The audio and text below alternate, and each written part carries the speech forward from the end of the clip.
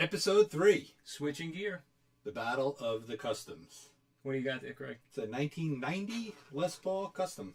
What do you got? Right here I have a 1992 PRS Custom, known today as a Custom 24. Why is that? 24 frets? 24 frets. Well, there you have it. Oh, nice. So we had a request to compare a Les Paul versus a PRS McCarty. We don't have a McCarty today, but we do have this Custom. And I figured these are close enough in model year. This is a 1990. This actually dates to late 90, around November 90, from what I was able to glean off of the serial number. And this guitar is dated to January of 1992. So they're a little more than maybe 14 months or so apart in terms of manufacture date, obviously. Les Paul Custom is sort of world-renowned. Oh, yeah. And this guitar, the Custom 24s, as they're known by now, in 92 or early 92, they were just really starting to come into prominence. They were getting popular. Yeah, Incidentally, this is a 90, and it weighs 90 pounds. And it weighs 90 pounds. And you know what else about this one? This guitar, if you flip it over, Yes. this is actually a custom shop. Custom. Nice. So back, I think in the mid-80s, Gibson started their custom shop. And I don't know what's different about this than what we'd call a regular Les Paul Custom back then. Right, right. I think today all of the Les Paul Customs are solely made in the custom shop. But back in 1990, I think they were regular standard. Mass-producing custom shop? No, I think they were Les Paul Customs that were produced in the regular Gibson factory, and then some were made in the custom shop. Maybe it's the color that was custom. I don't know. Yeah. But I'll give you a little bit of background on this, and then we'll talk a little bit about it. This was actually an eBay purchase. Oh, yeah? Yeah. How long ago? I purchased it in 2000. Oh, so it was already, Yeah, so it was already 10 years old at the eBay was time. out in 2000? Yeah. I guess so. Purchased it in 2000. Actually got a good deal. Yeah, before we actually get going with anything. Right? You guys know the deal. We need coffee, right? Coffee. Back in those days, I guess you were able to get good deals on eBay. Sure. More so, I think, than you can today.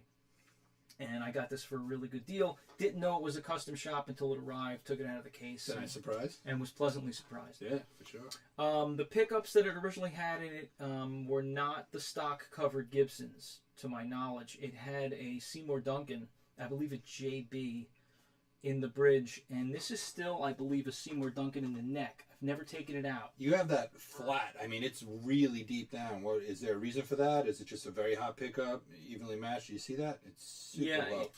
Yeah, it might have come off the screw. Oh, is that what it is? It's possible. There you go. It's possible.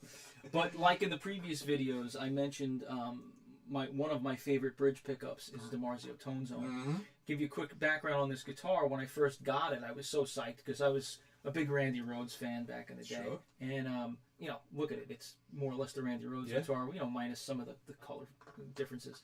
And I plugged it in, and it was thin. It sounded like a Strat. I don't know if it was miswired or something, but it didn't sound like a big fat Les Paul to me. Right.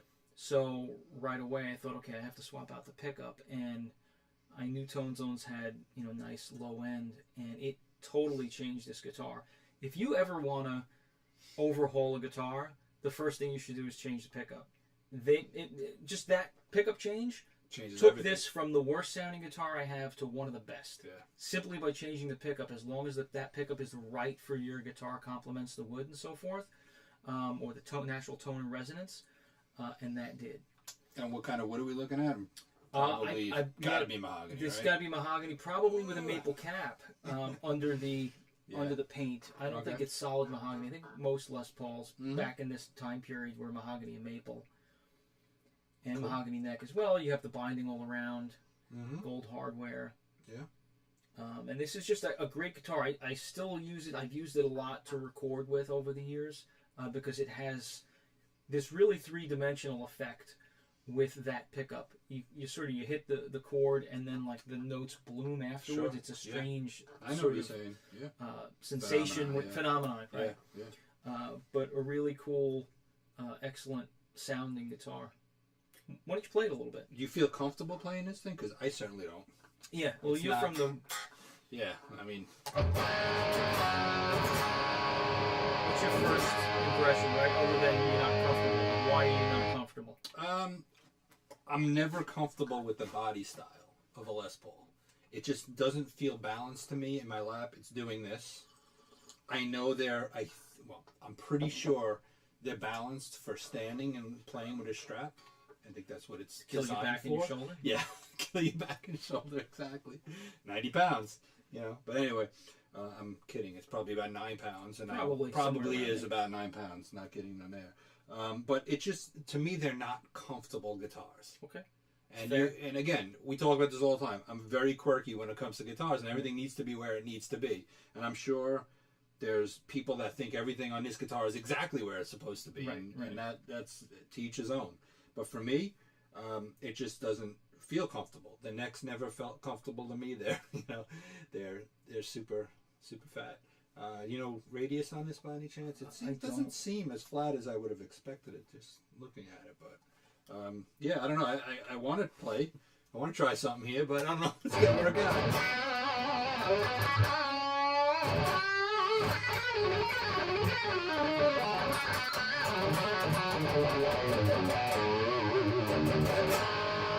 Ebony fingerboard.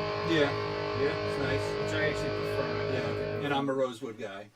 I don't hate ebony. I think in my sequence, I like rosewood the best, and ebony, and then and maple. It's a little too slick for me. I like to feel a little grit under my fingers when I play. Yeah, I could see that. And the ebony's is kind of a little loosey-goosey for me. But it's cool. I mean, it's a Les Paul. People either love them. I don't know if anyone hates Les Pauls. They definitely have a place. Right. Recording, I'm sure that it sounds incredible for recording. Right.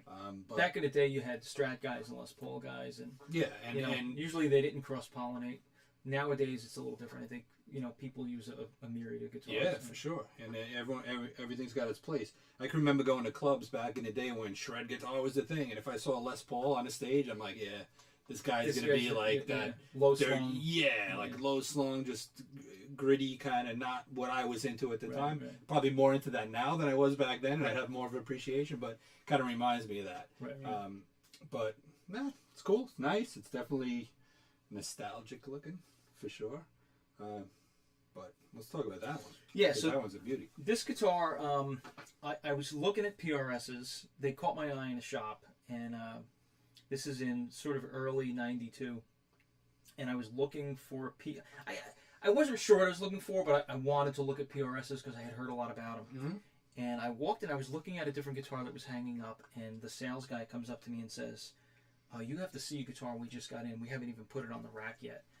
I said, "Okay." He went downstairs and he brought it up out of the storage room, and he opened it up, and it was in the case. And as soon as he opened it, I said, "Wow, this is stunning." And at the time, it was much brighter gray. Is that right? Yeah. It's basically a black gray, right? So all of this gray that was in here, the stain, was very bright. In fact, I have old pictures and video, whatever, from when I had first gotten it, and you could see it. I think the finish just seeps into the wood over time. Yeah. And it just gets darker, it gets browner, which is good because they use very thin material. And then I picked it up and I played it, and acoustically, it just had something. It had a resonance that I knew right away as soon as I picked it up and played it. And I think most guitar players will tell you, right? Then within 5 seconds. Absolutely. You don't have to play a guitar for a half hour to know whether or not it's for you. And this one I picked up, I probably played an A chord, and immediately I felt the resonance of the guitar, which was unlike anything I had felt to that point. Yeah. Even with my Jacksons and everything, it just felt different, and it felt right to me. And I bought it right then and there. I put a hold on it until I could, pay it off. And at the time, PRSs were, they were still pricey, but they weren't untouchable, where some of them today are, very, very expensive. Rightfully so, whether you like that or not is irrelevant, but it wasn't $4,000. Sure. Like today, a PRS Custom 24 is a pretty expensive guitar. Yeah. Back then, they were, you know, affordable to a certain degree, right? Yeah. Higher priced, but reachable. Anyway, so back in '92, I think this was the last year of the small heel. I think around '93 or '94, they started going to a larger neck heel. And it's a set neck like a Les Paul. Yeah. So there's no nice custom. That, yeah. Right. And, you know, these guitars, from everything that I've, you know, learned about them, they were supposed to be sort of that perfect cross between a Les Paul and a Strat. And that's what I was going to say. I mean, you look at it and you can see if this kind of just made its way down, it would look a lot like a Les Paul. It's got Right. the, you know, it definitely looks like the hybrid between that. It has the carved top. And this is mahogany and maple also. And, you know, mahogany neck. It does have a rosewood fretboard. I think the radius is a 10 on here. Yeah. But it's a comfortable 10 to me. And I think that might be due to the neck width, which is a little bit smaller, closer to your JP, believe it or not. Mm-hmm. And I'll tell you a true story about this guitar. Well, it also came with a rotary switch. Yeah, because I've known you a long time, and I've known this guitar for a long time, and I thought the pickup selector was rotary, right? It did. These PRSs originally had a five-way rotary switch, which was really clumsy. Yeah, I couldn't deal with that. You know, poor design. I need to flick. And I just had it set to a regular three-way toggle like a Les Paul. I changed that somewhere in the mid-90s, maybe 95-ish is what I changed, because I just couldn't deal with that. It was unusable. These are still the stock pickups. These are, I believe, the HFS pickups, which stand for, I think, Hot, Fat, and Scream or something like that. And they do, and they sound great. I've always loved the tone of this guitar. I still use it to record and play, and I think that's your main guitar. Like when I think of you, that's the guitar I associate you with. Because for a lot of years it was. It was, you know, pretty much the only guitar I played for a lot of years. And this comes to the story I wanted to tell you. So, shortly after I got this guitar, I was so in love with it that immediately I wanted a second. I wanted a backup guitar that would be just as comfortable. Mm-hmm. And unfortunately, to this day, I can't find one. It's a one of a kind. And I have tried dozens and dozens and dozens of PRSs. From around 1993 forward, I would go into the shop, and if there was a PRS, I was playing it. And either the neck felt different, or it didn't sound as good to me, or I didn't like the finish. You know, maybe it felt good and it sounded close, but it was, you know, orange. You know, and I wasn't into that. You know? Sure. And the closest I found was, I remember it was, it felt similar, it sounded close enough, and it was, I think, a blue, maybe a translucent blue. And I was like on the fence, like, you know, should I just get it anyway? I really didn't want a blue guitar. And then ultimately, I decided not to. And then later 90s, 95, 96, 97, they changed their necks to me. And every neck that I had played after that was much bigger. It was, you know, wider or thicker. And I don't know if they still make this dimension neck. Maybe they do. Right. You know, but I've not played a PRS that feels like this or sounds like this. And I consider myself very lucky. Like, I think I hit the jackpot with it. You know, and you know, we'll talk about, we're going to do an Ibanez episode too, and that's how I feel about the gem that I have. Mm-hmm. That it's like a one-of-a-kind, one-off special guitar that sometimes you get them. There's no, you know, you'll never find another like it, and God forbid something happens to it, it's going to be like, oh my God, you feel like you lost a limb. Yeah. Right? But, so getting back to the neck, for me, it's probably the most critical element to a guitar, aside from the sound, in terms of comfortability, is the neck. Right. And if it's not right, if the neck isn't right, I don't want to deal with it. Right, exactly. So you're fighting it at yeah, that point. Yeah, definitely. Cool. But this was the first guitar that I've ever seen that had locking. I guess it was not a locking tuner, right? Or is it a locking tuner? But if it's on the front, Yeah. I guess it is still a locking tuner, where it locks the strings down, helps us stay in tune real well. It's got the floating bridge on here, the PRS bridge, and it's great. It still does its thing. It still works. Still sounds great. I still love it. Let's hear it.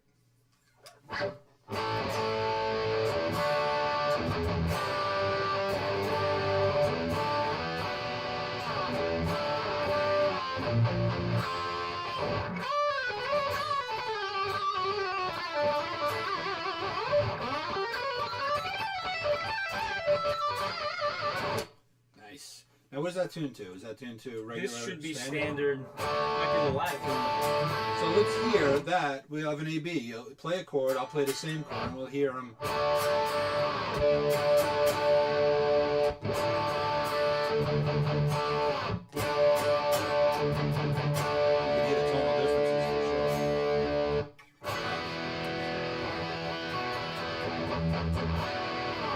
Nice. Yeah. I mean, it sounds great. Looks like, I mean, it's a beautiful guitar.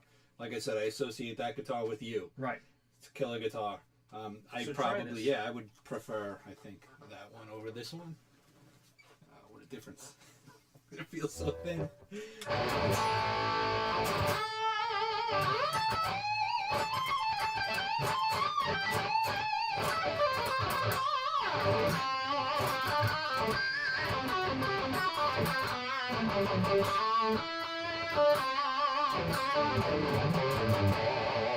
I could feel that round radius is totally different.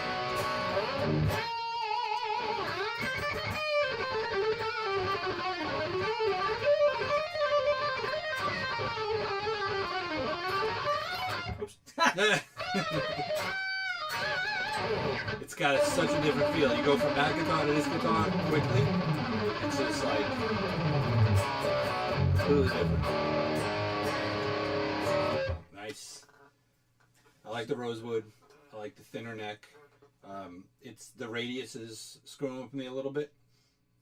Cooler for bending, I think. The rounder radius necks for me, like kind of digging into a bend. I like it better. Flatter, better for the fast kind of licky kind of stuff. But yeah, I like this one better. That's the verdict. That's the verdict. The verdict is I like that. I one like better. this one much better. Yeah, you know, and yeah, for me, right? They serve two kind of distinct roles. Yeah. And this is a much better all around guitar to me. For me, for my playing style, for what I do on guitar. This one works more all around. This one I still favor sometimes to record. There's a certain tonal quality that this guitar has that some of my others don't. It sounds different than this guitar. I'm not going to say better or worse because these are two of my best sounding guitars, believe it or not. Yeah. So I use them both to track. A lot of times I'll use this guitar for rhythms, and I'll break this one out for leads or for clean guitars. Yeah, I mean, tonally, when we were A-Bing them with the switch, they didn't sound tremendously different from here. And again, we have the amp kind of isolated right now, so I don't know if I'm hearing it exactly as we'll hear when it's recorded, but I didn't hear a tremendous difference in tonality. Right. There's definitely something different, but they were both very fat, thick-sounding, cool guitars that I could see tracking with either would be nice, especially for rhythm. And real quick, so the amp is an old Fender M80 combo, solid-state combo, and I have a Wobbler Dual Fusion sort of as an overdrive in front of that. I'm just using one side of that. So that's what we're doing for amplification right now. Yeah, that's it. So you're hearing some pretty unprocessed sound right here. Right. It's basically guitars through an overdrive into an amp, clean amp. So cool. Verdict is Paul Reed Smith wins. Okay. All right. Cool. All right, guys. See you next time. All right.